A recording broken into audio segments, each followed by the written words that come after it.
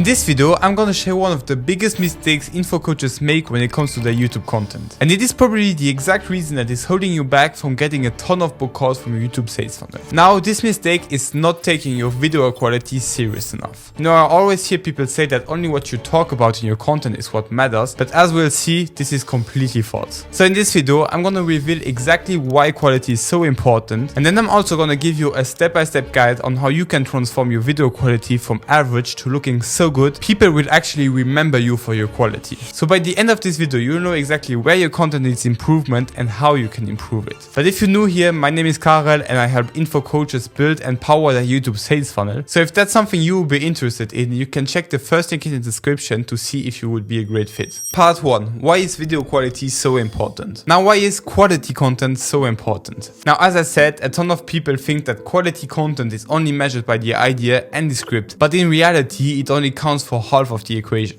The other half of your video is how you present what is said, so in other words, the audiovisual quality of it. There are three main reasons why video quality is so important. Reason number 1, credibility. Now, your content is the only way people will get to know you online. Now, let me ask you this. If you would be searching for a coach and you would have the choice between two coaches posting the exact same content, the only difference is that one of them has average looking videos and the other one has a super nice recording studio, top level editing and excellent thumbnails. Now, which one of them would you choose to work with? Putting a lot of effort into your content quality will show people that you actually care, which will make them so much more likely to choose you as a coach. Reason number 2, watch time. Now, it is worth to mention that on short form platforms, you can get away with this talking to the phone style. On Instagram, for example, people are so used to seeing videos just filmed in a car and have some captions on it, that the idea and the talking is what becomes the most important thing. On YouTube, on the other hand, if your content is not entertaining to watch, people are just gonna click off. I mean, how can you expect someone to sit there for 10-20 minutes if they don't enjoy the visual quality of it? Take Cardinal Mason, for example. If we take a look at his Instagram, he puts out content that was recorded with his phone and doesn't have any editing.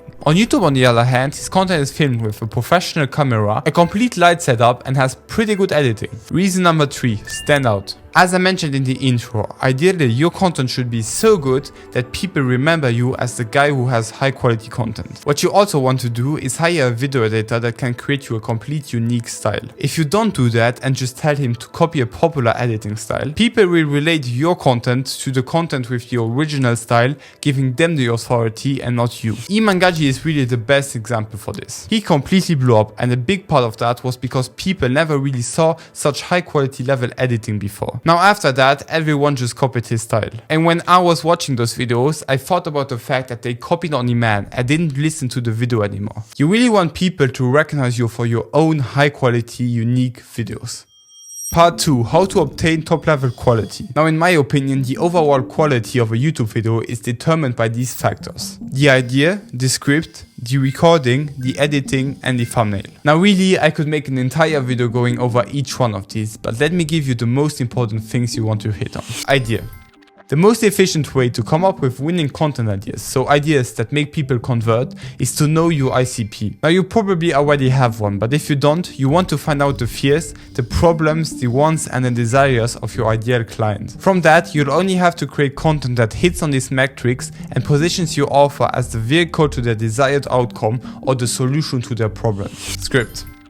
There are 4 parts to a winning YouTube script: an intro, the first call to action, the fulfilling and knowledge acquiring, and lastly a short outro with another call to action. The intro should be between 30 seconds and 2 minutes long and should confirm the promise of the title and the thumbnail by setting expectations for the video. So, for example, stating what someone will learn by watching the entire video. Right after the intro, you want to clarify who you are, what you do, and encourage people to click on the first link in the description leading to your website. Then you need to fulfill or even over-deliver on the expectations set in the intro. For info coaches, in the majority of cases, this is going to be presenting some kind of knowledge that will show people that you know what you talk about and gives you authority. This part can be anywhere from 3 minutes to 20-30 minutes, really as much time as you need. The last part is to make a short outro by resuming the important points of the video and mentioning your link once more. Recording. I would say that it is actually more important to fix your audio recording first, because people can forgive bad quality video, but it's really impossible to forgive bad quality audio. So you can get yourself a mic like this. I personally use the Rode PodMic USB, but really any external mic will be better than from the camera. For the video quality, you only need 3 lights. One big key light with a softbox positioned at a 45-degree angle from the camera, one filling light to fill up the other side of your face, and finally some ambient lights in the background. Speaking of which, there's not really a rule to what to put in your background. Now I used this little shelf with some object that I had and a plant. Editing.